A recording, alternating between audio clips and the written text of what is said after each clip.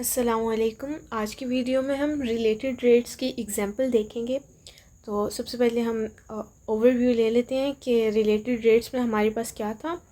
इसमें हम किसी एक क्वांटिटी के रेट ऑफ चेंज की मदद से दूसरी क्वांटिटी का रेट ऑफ चेंज फाइंड करते हैं। तो फर्स्ट एग्जांपल हम देख लेते हैं। इसमें हमें कहा जा रहा है कि आ 10 feet ladder leans against a vertical wall. मतलब हमारे पास एक वर्टिकल वॉल है और इसके अगेंस्ट हमारे पास एक लैडर लीन कर रहा है। For example like this, the bottom slides away at 1 feet पर सेकेंड। ये जो इसका हमारे पास बॉटम वाला पार्ट है ये स्लाइड अवे कर रहा है, मतलब कि हमारी वॉल से दूसरी तरफ जा रहा है। जिस रेट पर जा रहा है वो रेट है हमारे पास 1 फीट पर सेकेंड का। तो एक रेट ऑफ चेंज उन्होंने हमें दे दी है।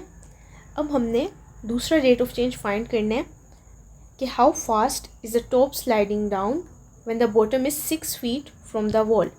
मतलब कि ये जो बॉटम और हमारे पास वॉल के दरमियान में फासला है वो डिस्टेंस जब हमारे पास 6 फीट का होगा तो ये टॉप का रेट ऑफ चेंज हमारे पास क्या होगा, ये हमने फाइंड करना है। तो सबसे पहले हम अपने वेरिएबल्स असाइन कर लेते हैं। फॉर एग्ज़ाम्पल जो हमारी बॉटम की डिस्टेंस है इसे हम कह लेते हैं x। ये हमारे पास बॉटम का डिस्टेंस है। और जो हमारे पास हाइट है उसे हम y कह लेते हैं।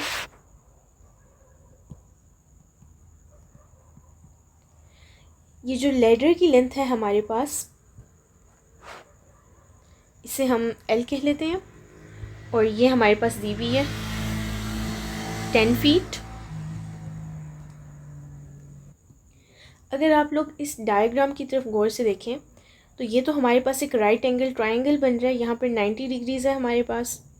तो अगर हम इस पर पाइथागोरस थ्योरम लगाएं तो हमें पता चलेगा that this bottom x and this height y, इन दोनों का अगर हम स्क्वायर करके ऐड कर लें तो वो हमारे पास इस हाइपोटेन्यूस के इक्वल होना चाहिए।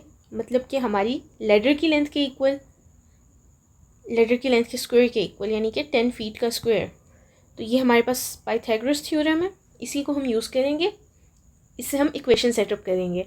तो इक्वेशन हमारे पास आ जाएगी x squared plus y squared is equal to 10 squared, और x squared plus y squared is equal to 100।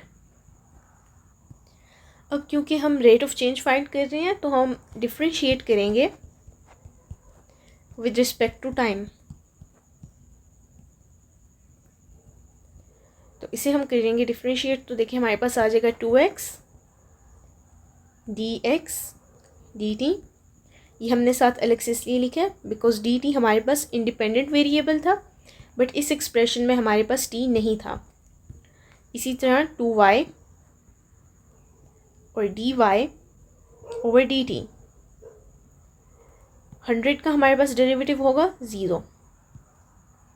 अब हम इसमें वैल्यूज़ पुट कर लेते हैं। तो ज़रा x देखें, x हमारे पास था बॉटम का डिस्टेंस। बॉटम का डिस्टेंस हमारे पास गिवन है 6 फीट, मतलब कि 2 इंटू 6। देन हमारे पास rate of change of bottom है कि बॉटम हमारे पास किस रेट पर स्लाइड कर रहा है, तो वो भी हमारे पास गिवन था, आप देख सकते हैं 1 फीट पर सेकेंड। मतलब कि यहाँ पर हमारे पास 1 मल्टीप्लाई हो जाएगा प्लस 2। अब देखें y की वैल्यू हमारे पास नहीं है, बट y की वैल्यू हम निकाल सकते हैं। बिकॉज अगर इस इक्वेशन में देखें तो हमारे पास x की वैल्यू भी है और ये 10 की भी वैल्यू है हमारे पास, तो हमने बस y की वैल्यू निकालनी है। मतलब कि हमारे पास y होगा is equal to 10 squared minus x की वैल्यू थी हमारे पास 6 squared under root, that is 100 minus 36 under root. ये हमारे पास y 8 के इक्वल आ गया है। तो यहाँ पर हम पुट कर लेते हैं और साथ में दूसरा रेट ऑफ चेंज हमने फाइंड करना था, मतलब कि dy/dt। तो इसको हम ऐसे ही लिख देंगे, is equal to 0, 12 + 16 dy/dt is equal to 0। अब क्योंकि हमने ये रेट ऑफ चेंज निकालना है तो इसे हम सेपरेट कर लेते हैं, मतलब कि 16 dy/dt इज इक्वल टू -12 और dy/dt is equal to -12/16, that is equal to -3/4। तो हमारे पास rate of change of top की स्लाइडिंग का, कि टॉप हमारे पास किस रेट पर स्लाइड कर रहा है, स्लाइड डाउन, वो हमारे पास है -3/4 फीट पर सेकेंड। इसी तरह अब हम दूसरी एग्जांपल भी देख लेते हैं। इसमें हमें क्या कहा जा रहा है कि water is poured into a cone at 10 cubic centimetre per second.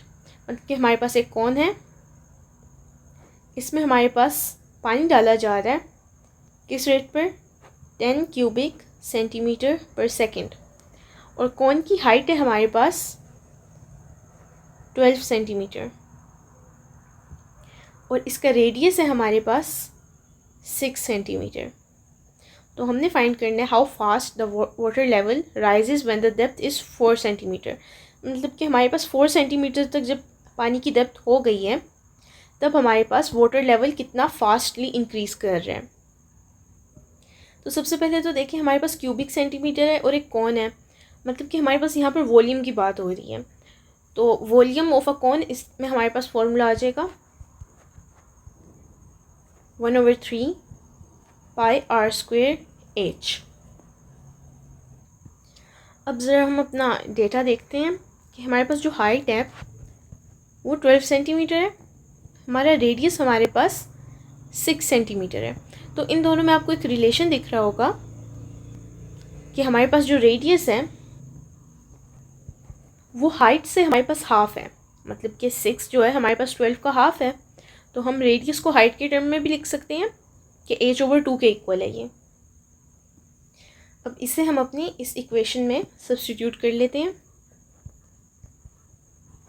1/3 pi, r² की जगह हम लिख लेंगे h/2² इंटू h, मतलब कि 1/3 पाई h³/4। 4 × 3 हमारे पास आ जाएगा 1/12, यहाँ पर π/12 के लिए, और साथ में हमारे पास आ जाएगा h³। तो ये हमारे पास वॉल्यूम की अब एक इक्वेशन सेट हो गई है सिंपल सी। इसे हम डिफ्रेंशिएट कर लेते हैं with respect to time, because हमने रेट फाइंड करना है। तो dv/dt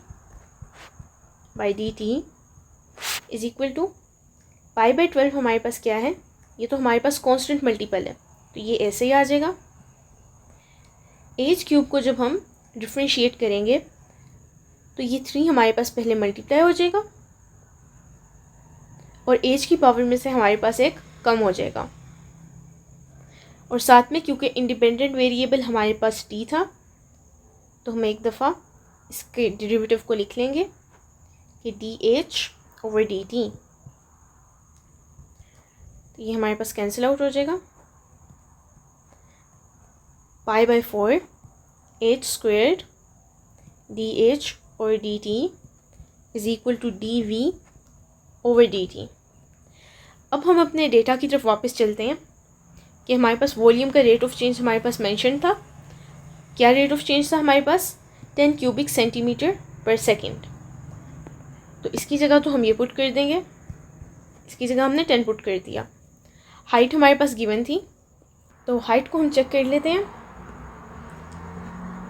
देखें, एक हाइट तो हमारे पास टोटल कॉन की हाइट थी 12 सेंटीमीटर, बट जो अब हम स्पेसिफिक मोमेंट पर अपना डेरिवेटिव जब निकाल रहे हैं तब वाटर की जो हम डेप्थ चेक कर रहे हैं यहाँ पर वो वाली हमारे पास यूज़ होगी, बिकॉज टोटल जो हमारे पास कॉन की हाइट थी वो तो हम पहले यूज़ कर चुके हैं, बट क्योंकि रेट ऑफ चेंज निकाल रहे हैं तो उस स्पेसिफिक इंस्टेंट वाली फिर हम हाइट देखेंगे, वो हमारे पास 4 सेंटीमीटर है।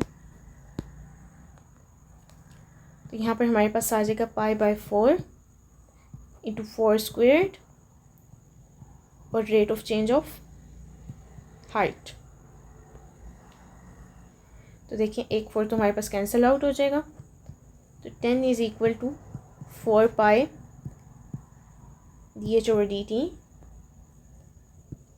dh/dt को हम सेपरेट कर लेंगे, मतलब कि 10 divided by 4 pi is equal to dh/dt, or we can say that 5/2 pi is our rate of change।